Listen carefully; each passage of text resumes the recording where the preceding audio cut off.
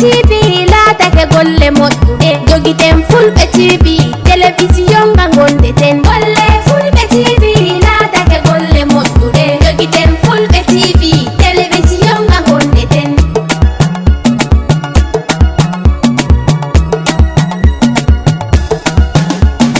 sayemin Fulɓe TV wari kam ɓamtawolde men Fulɓe TV wari to men Fulɓe TV tiggama ngam hanga hawta hoore men Fulɓe TV wari to men Fulɓe TV ɗon dari ko nde welna ɓerɗe men Fulɓe TV wari to men golle Fulɓe TV teddinoyi finatawa men golle Fulɓe TV laatake golle moƴƴuɗe jogiten Fulɓe TV télévision nga gondeten Fulɓe TV. Assalamu alaikum musidɓam fulɓe mi salmini on fulɓe TV mi salmini on fulɓe TV ko min musidɗo Kadijatou Diallo on hiwrama on weltanama min andi nangueɗe wonde e tabital fulago e fina tawamo ɓe waɗi base mansa diang on ɗo noon mi ara holgol on jaɓɓande waɗɗunode fewdoɓe ari délégation ji ɗin naati fi yewtere conférence on jokke men tan min addana on monde no jali mawɗo monde no jaɓɓori arɓe ka conférence ɓen miɗo yetta noon team an on fof fulɓe TV woni caméraman on Abdoulaye Mbalo Mamadou Salou Diallo Mamadou Aliou DJ Yero mi yejjitani Samba Gueladio Mbalo ha France mo dagara kanko tambiti fulɓe TV mi yettima jokke men tan min adda noon fuɗɗode conférence o woni jaɓɓungal ko monde jaɓɓi délégation ɓe arɓe ka conférence ɓe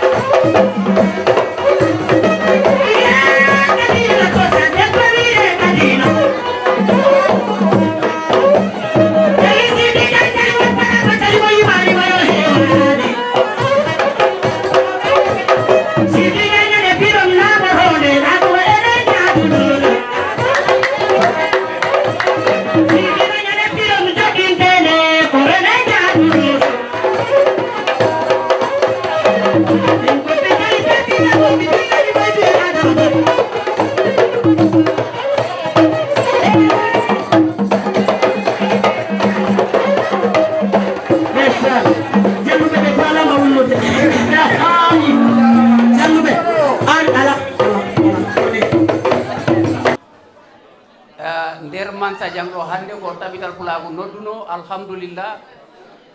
noddugo noote noon ala ko ɓuri ɗum wel kono alhamdulillah tabital pulago heeɓi ɗum hannde nden noon en puɗɗoto programme o saabu hoɓɓe men tedduɓe ɓe woodi goɗɓe en heɓe jogii golleji ɗi ɓe potta wat woodi goɗɓe ɓe poti hood nden noon koɓe bakkilto tan okkodiren time ha mbawen naade programme he keɓen ko jiɗɗen ko hen inchallah joni dow yammiro hoorejo Sidi Déme momon wiya onon fof bisimilla musidɓen ko ɗo tun taƴeten kala humpaɗo ko honɗum feƴƴuno ka conférence jokke men tan e programme ji amen aroyeɗe haray miɗo yetta team Fulɓe TV on fof mi yejjitani Samba Guelaji Maro ha France on jaram ko jokkuɗon men kon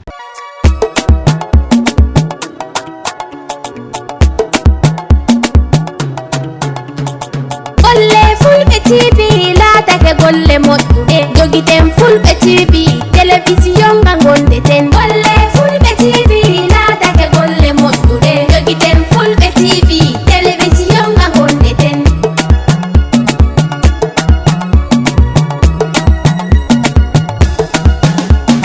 sayamen Fulɓe TV wari kam ɓamtawolde men Fulɓe TV wari to men Fulɓe TV tiggama ngam hanga hawta hoore men